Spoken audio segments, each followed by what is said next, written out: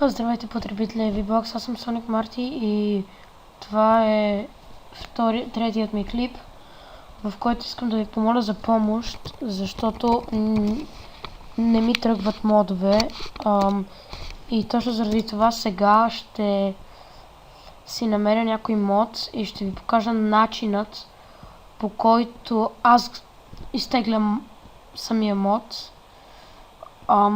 И ако имате някакви да ми кажете това, което бъркам, в смисъл грешката ми при изтеглянето, ако напишете долу в коментарите защо не ми се получава, ще ви бъда наистина много благодарен. То сега просто ще пусна да се тегли първия мод, който видя.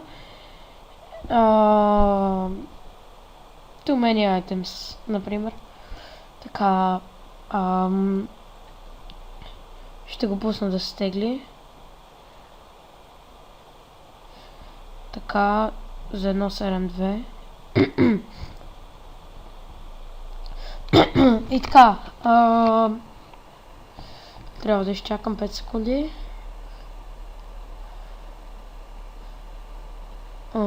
Добре, готово. Сега да го изчакам.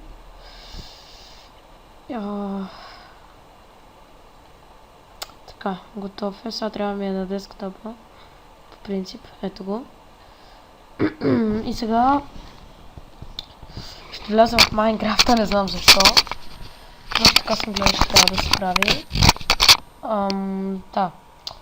Влизам в Майнкрафта. Пускам го.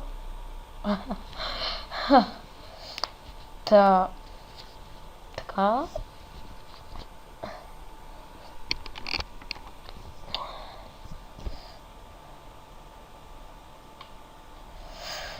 Хайде, така, окей, пуснам го. Сега, както съм го пуснал, го изключвам. И сега влизам в апдатата.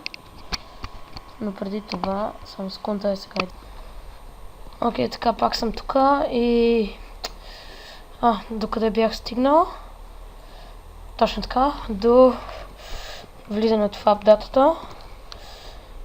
И роуминг. Така. Точка Minecraft. Mods. Това глупост, не знам що имам, както и да е. Versions. Копирам 1.7.2. Ето го тука. Как да го кръстя? Все тая. 1.7.2.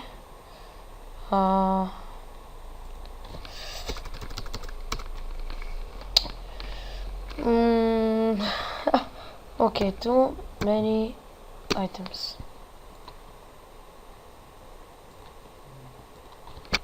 Не знам какво е тук. Така. Too many items. Така. Това също го правя на too many items. Така, JSON. Също. Опа, аз пък го копирах. Добре, много съм се ката.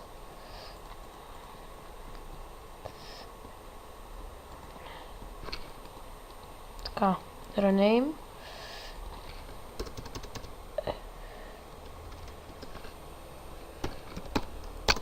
Готово. Сега предполагам, че трябва тук в ноутпада да промени 1.7.2 на too many items. Така, готово. Така. И сега влизам тук, трябва мета инфо. Това е по-важната част, предполагам. Сега влизам в too many items. Копирам ги всичките тия глупости. И ги придърпвам тук. Окей. И така, сега би трябвало да ми е готов. Мога да смисъл да си го имам на профил. И сега влизам си в Майнкрафта. Така. И ето какво става. Цъкам на new профил и тук няма нищо. И